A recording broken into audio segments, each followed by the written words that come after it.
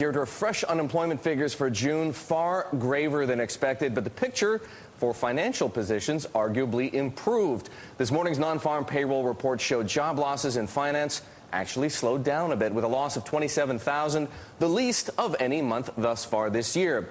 Is the worst behind us? What are the next trends to watch, rather? We're going to ask Jeanne Branthover, head of the financial practice at Boyden Global Executive Search. Her clients include the major brand name banks and the boutique investment firms. Jeanne, we welcome you. Thank you for joining us. Let's start with this, though. I don't think you can ignore a report in today's Wall Street Journal suggesting that Goldman Sachs is on track to pay its employees, on average, $700,000 apiece this year. It would be more than the record of some $660,000 back in 2007. How could we possibly be there right now? Everybody else thinks we're in the middle of a financial and economic crisis.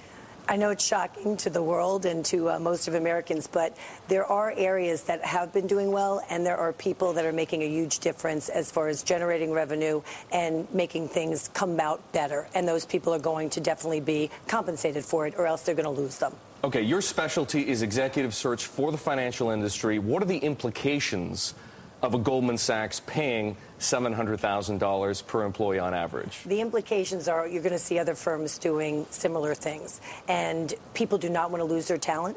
And talent is what it's all about, to generate revenue. So therefore, they're going to do everything to keep them. But at the same time, not every firm can afford to do what Goldman Sachs is doing. I have to imagine that the gap between the strong and the weak is only getting wider. It's getting wider, but you'd be surprised as to the cash that is around to compensate some of the people in the firms to keep them. But isn't compensation, not to dispute your point, but just to add a little nuance to this, isn't compensation one of the reasons, for example, that Ben Lorello took his entire healthcare investment banking team from UBS, a bulge bracket firm, to Jefferies, which up until recently was not considered a major player in investment banking? You're right. Lift outs happen all the time. They're happening much, much more now than they did in the past. But there's more than just compensation. Compensation is a huge reason that people will jump ship and take a whole team out from one firm to the other. But it's also, there are times that a firm has decided not to focus on a specific area anymore. And if that happens, that group wants to go to another company that's going to focus on that area. So compensation plays a huge part, but also career movement upward and the focus of the firm on that particular business. How dramatically is the landscape shifting? Because 2 years ago, before we entered this crisis, I promise you, you would have laughed if I had told you that Ben Lorello was thinking of taking all these guys and going to Jefferies. Right. You would never have seen something like this in the past, and particularly people going from the huge major firms to more of the boutique type firms or mid-sized firms. It's happening all the time now, and the reason is opportunity, compensation, and future. So clearly the people in the big places are saying this is also risky for us. In the past, it wasn't risky for us. So why not be a big player in another firm and make a huge difference, and they will be happy, and their culture is the same, and their group of people that they make money with is the same. Healthcare is almost needless to say one of the industries where there is a great deal of attention, a great deal of demand for services in investment banking, not just because of what's going on in Washington, because of its sort of defensive quality. What other areas of the business are in demand right now? Well, businesses that are in demand, obviously all of life sciences is still hiring, which is great as far as people are concerned. But there's other businesses that are hiring, and there are a lot of entrepreneurs coming out of this whole recession, that people are coming from the big firms, opening up their own and really making new product and new ideas. So technology is hiring.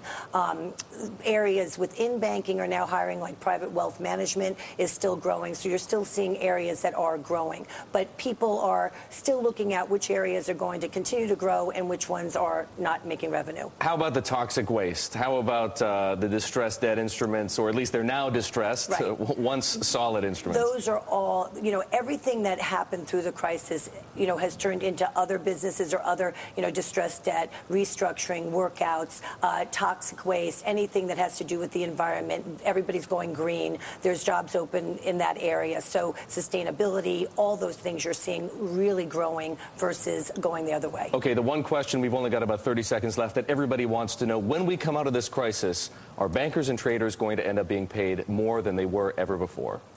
That's a very good question. I'd say they're going to be paid well. I don't know if they're going to be paid more, but they're going to be paid extremely well and probably similarly to the way they were in the past. Right. Jeanne, so great to have you here. Thank Jeanne you. Branthover, head of the financial practice at Boyden Global Executive Search, and we're always glad to have her. Hope she comes back.